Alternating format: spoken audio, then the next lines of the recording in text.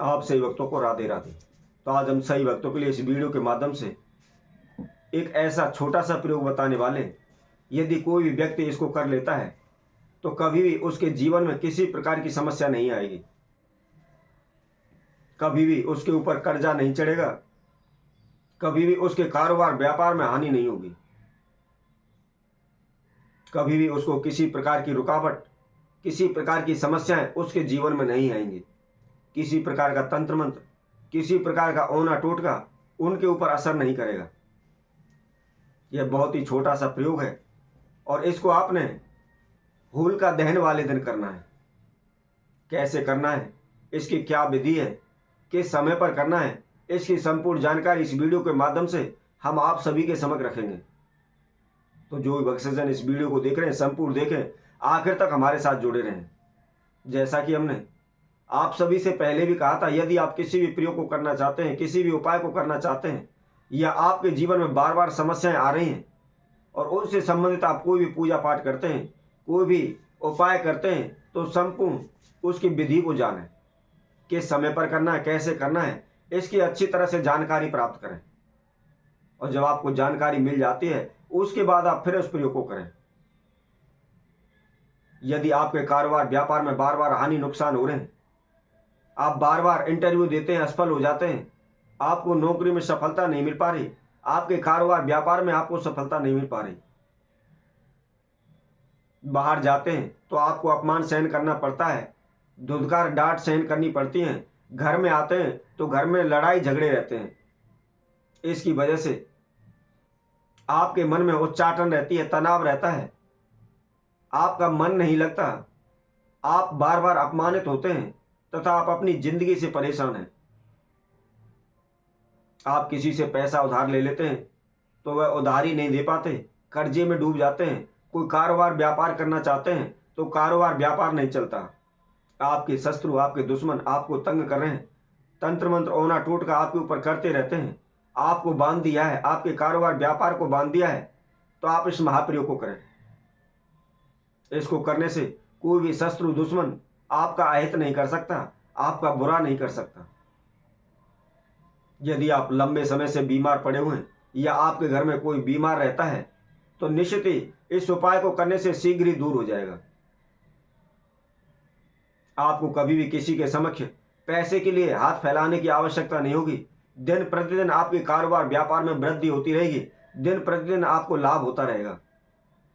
कोई भी आपको बांध नहीं सकता, कोई भी आपका अहित नहीं कर सकता, किसी भी प्रकार का नुकसान आपको नहीं हो सकता।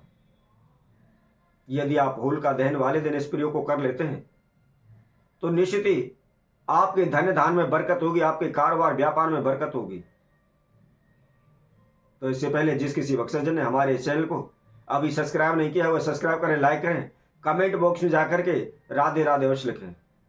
यदि आप अपनी जिंदगी से परेशान हो चुके हैं, थक चुके हैं, हार चुके हैं, कहीं से कोई भी आपको रास्ता नजर नहीं आ रहा, कहीं से किसी प्रकार का दो पैसे का आपको लाभ नहीं हो रहा, बार बार आपको अपमानित होना पड़ता है, तो आप इस महाप्रयोग को करें। आपने अनेकों प्रकार के तंत्र मंत्र किए होंगे, अनेकों जगहों पर आपने जा जाकर अपने भाग्य किस्मत के बारे में पूछा होगा, लेकिन कहीं से भी कोई भी आपको लाभ नहीं हुआ है, आप हार थक कर घर बैठ चुके हैं। तो केवल एक बार इस महाप्रयोग को करें। इसमें किसी प्रकार का आपका कोई खर्चा नहीं लगना, किसी प्रकार का कोई तंत्र मंत्र ओना टोटका आपको नहीं करना है। बड़े ही आसान तरीके से बहुत ही छोटा सा प्रयोग है, इसके द्वारा आप अपनी जीवन की सभी समस्याओं से मुक्त हो सकते हैं। अब कैसे करना है, किस समय पर करना है, इसकी विधि हम आपको बताते हैं। आपने होलिका दहन वाले दिन सुबह उठ करके नहा धो करके स्वच्छ वस्त्र धारण करने हैं और थोड़े से अक्षत आपको अपने हाथ में लेकर घर से बाहर जाना है और जहां भी आपको अपामार्ग का वृक्ष दिखाई दे उसके पास आपको जाना है। ध्यान रखें, अपामार्ग का कोई खास लंबा चौड़ा वृक्ष नहीं होता है, छोटी सी एक झाड़ी होती है जिसके आपने कहीं देखे भी होंगे। इसके ऊपर उल्टे कांटे लगते हैं और कुछ लोग इसको उल्टा भ्रूट भी बोलते हैं। यदि आपको फिर भी पता नहीं लग पा रहा है तो आप हमारी स्क्रीन पर इसकी फोटो देख सकते हैं। अपने फोन में भी आप गूगल पर इस वृक्ष के बारे में सर्च कर सकते हैं। अपामार का बहुत ही छोटा सा वृक्ष है, उसके पास आप जाकर के अपने नाम गोत्र का उच्चारण करते हुए, अपने वृक्ष देव से प्रार्थना करते हुए उनसे विनती करें और उनको निमंत्रण दें। निमंत्रण देने के बाद जो अक्षत लिए हुए हैं उसकी जड़ में चढ़ाकर वापस अपने घर आ जाए। अब आपने संध्या के समय 4 बजे के बाद और 6 बजे से पहले, यानी 4 और 6 के बीच में उसी वृक्ष के पास पुनः जाना है। पुनः जाकर के उसी तरह से पुनः दोबारा से प्रार्थना करनी है। प्रार्थना करने के बाद उस वृक्ष को उखाड़ लेना है और उखाड़ करके उसको अपने घर ले आए। घर ला करके किसी भी निकीली वस्तु की सहायता से उसकी थोड़ी सी जड़ ले लें। जड़ को पहले साफ जल से धो लें, उसके बाद उसको गंगा जल से धोएं और गंगा जल से धोने के बाद उसको पंचामृत से स्नान कराएं। उसको शुद्ध कर लें। शुद्ध करने के बाद जहाँ भी आपका मंदिर है, पूजा रूम है, उसमें आप आसन बिछाकर पूरब की ओर मुख करके बैठ जाएं। एक घी का दीपक प्रज्वलित करें। उसके बाद जो आपने जड़ ली हुई है उसकी षोडश विधि द्वारा पूजन करें।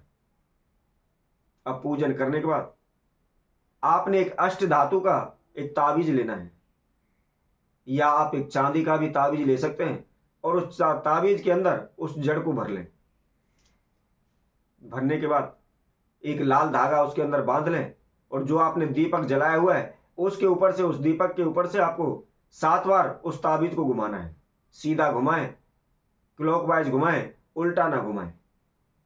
और घुमाने के बाद अपने इष्ट देव कुलदेव का ध्यान करते हुए, प्रार्थना करते हुए उस ताबीज को आप धारण करें। यदि कोई भी व्यक्ति इस ताबीज को अपने गले में धारण करता है तो कभी भी किसी प्रकार का कोई तंत्र मंत्र, ओना टोटका उसके ऊपर असर नहीं करेगा। कोई भी शत्रु, कोई भी दुश्मन उसको बांध नहीं सकता।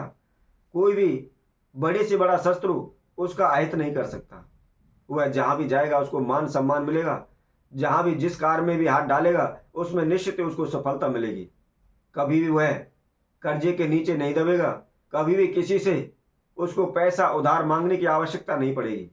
दिन प्रतिदिन वह ऊंचाई को बढ़ता चले जाएगा। दिन प्रतिदिन उसको लाभ होता चला जाएगा।